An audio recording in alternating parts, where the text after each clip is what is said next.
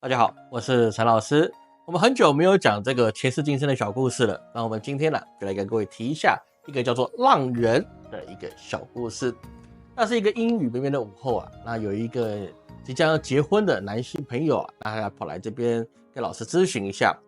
他来的时候啊，就还蛮不安的啊，手上拿了个茶杯啊，他觉得不知道该怎么去启齿。然后呢，老师说你既然来了，我们就好好聊聊啊，你到底有什么样的问题呢？他说老师，他总是觉得自己应该安定下来了，他现在也准备要结婚了，也知道说接下来自己人生呢是要组建家庭，然后开始过一个新的生活，而且要稳定的来把这个家庭做好。但是他每一段感情啊，到一个程度的时候啊，就会觉得有点无法抑制的不安，就不应该结婚，我就应该重新再来过。这个女人一定不适合我，或者我不适合这个女人。总之，谈了很多的感情啊，都是这样的结果。我就觉得我不可以安定下来，他们一定不适合我，一定不适合他，我们在一起不会幸福的。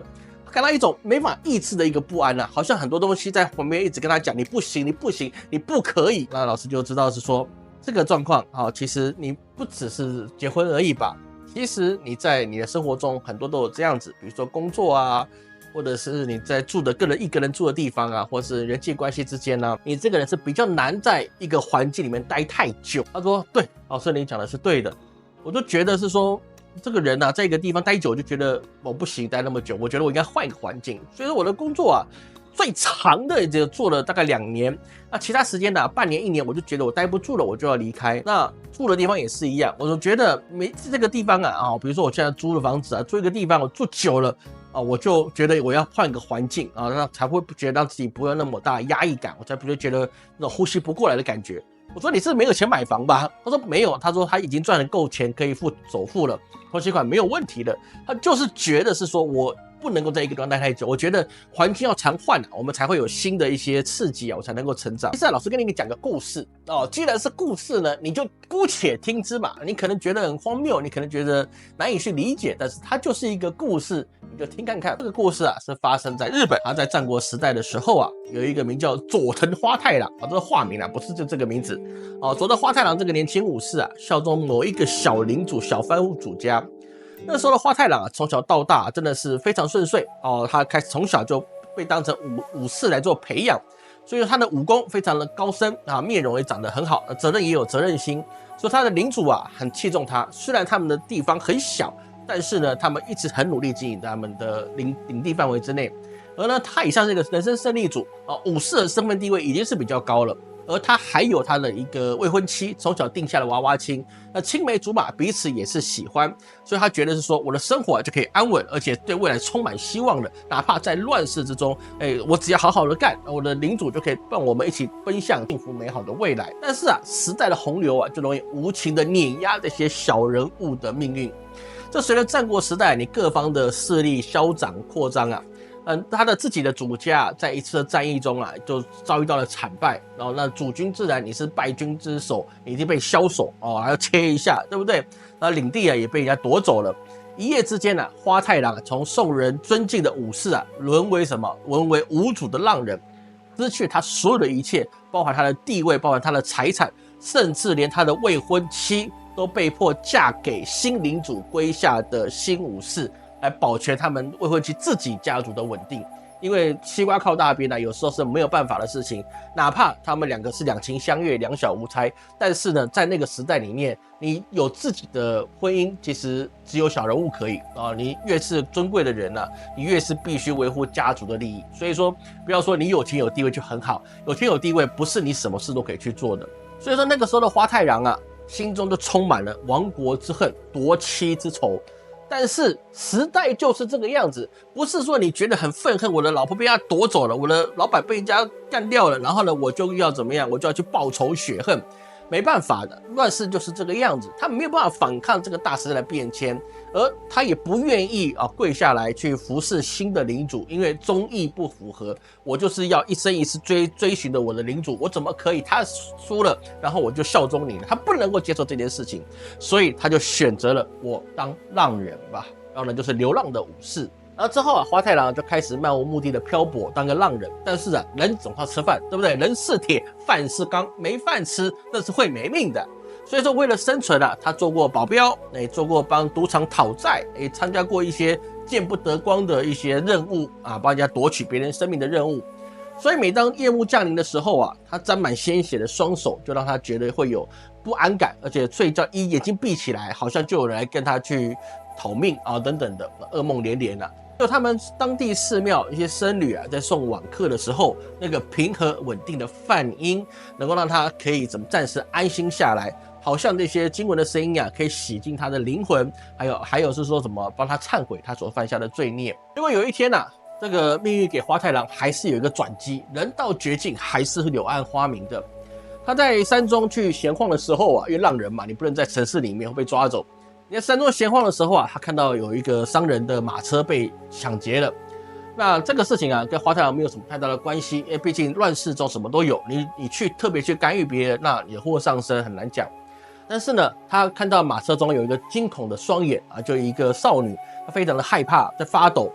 那他在心中就觉得是说，好像这跟我的之前的未婚妻是一样的，我怎么可以让这个女生然后被这个山贼洗劫之后，可能还会遭遇到非人的待遇呢？所以说，他身为一个曾经正规培训的武士啊，在他手上有武器的状况之下，他去面对这几个小毛贼啊、小山贼啊，基本上还是可以的以1敌3是可以，毕竟他手上有武器嘛，对不对？所以他击退山贼之后啊，也保下了商人的财产，当然也保护住马车里面的小姑娘。那商人呢很欣赏他觉得你是见义勇为，刚好我们也需要人保护我们，你就来替我们工作吧就把他变成护院的武士，但是也没有问太多你从哪里来。最后啊，商人觉得这个男生你真的是一个很有责任心的，虽然你不告诉我你过去是什么样的人，但是呢，过去是过去的事，你现在其实对我们都很上心很忠心，我的女儿啊对你也有好感，那不如你们就在一起吧，你入赘到我家当一个女婿吧。那女孩是一个非常纯真跟善良的那他们两个其实相处也都很好。但是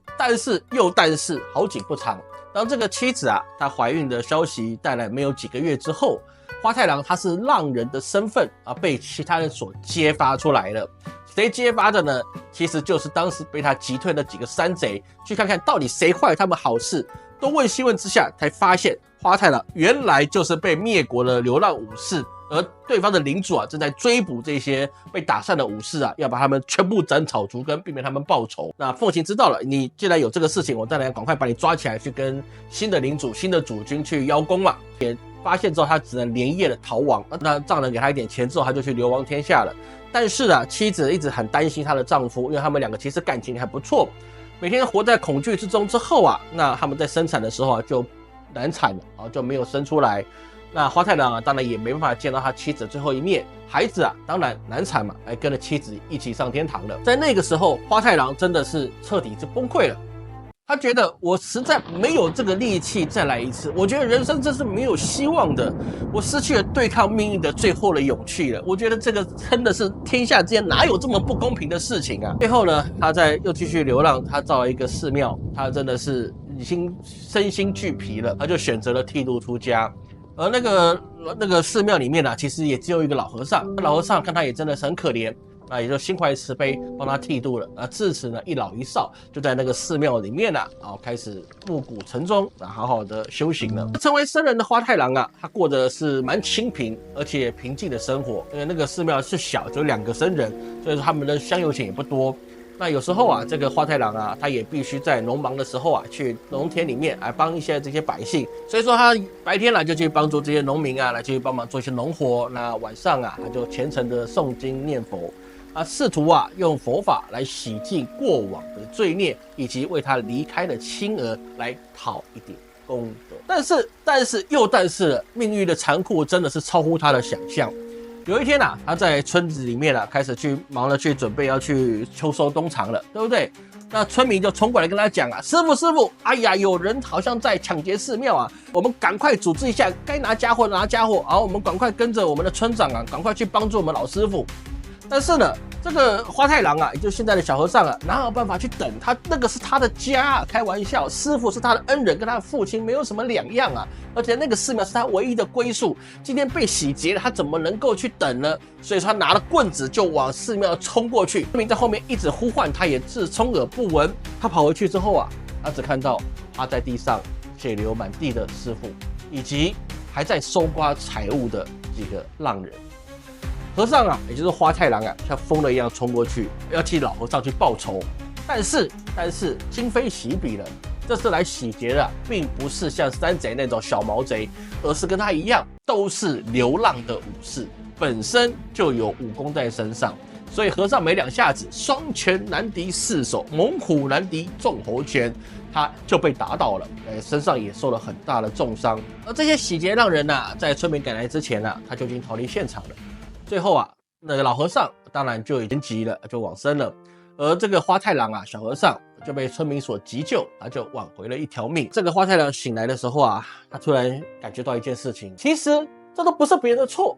这我自己应该就是罪恶的化身吧，对不对？我好像在哪里就会招来不幸。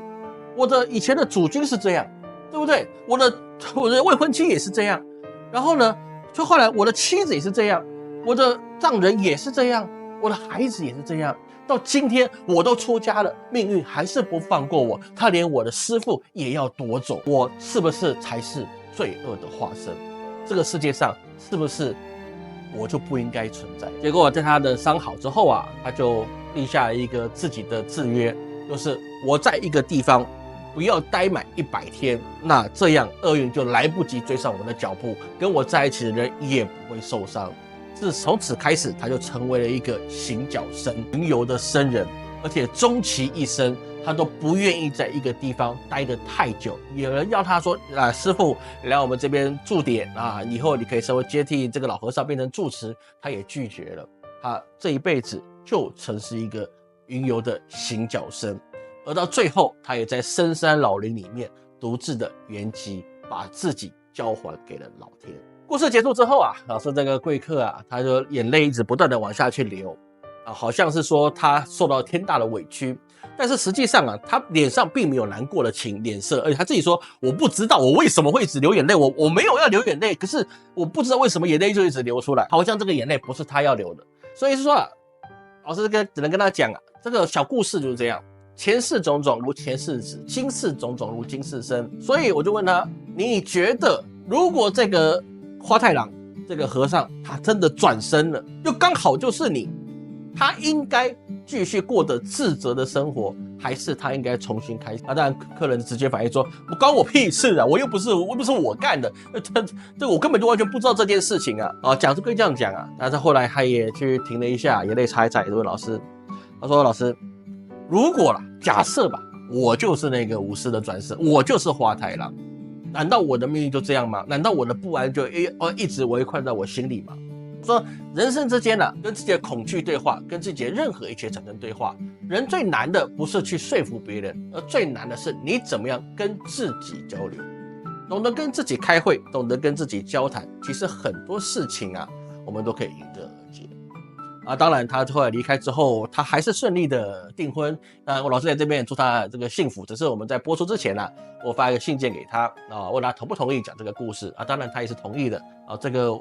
不同意的我们都不会讲老师讲的都是客户同意的事情，因为我们彼此之间你跟我讲的事情老师只会带进坟墓，连妻子孩子都不会说。所以说老师讲这些人生的前世今生的故事不是要各位去迷信其实很多事情我们不知其然，我们自然不知道所以然。但有时候我们知道了从何所来，那么我们往哪里去，有时候我们就更有勇气，因为我们都是生命中的旅行者，了解自己，学会与自己对话，我们越走越有勇气，每一步伐将会更坚定。我是陈老师，我们下期见。Nice。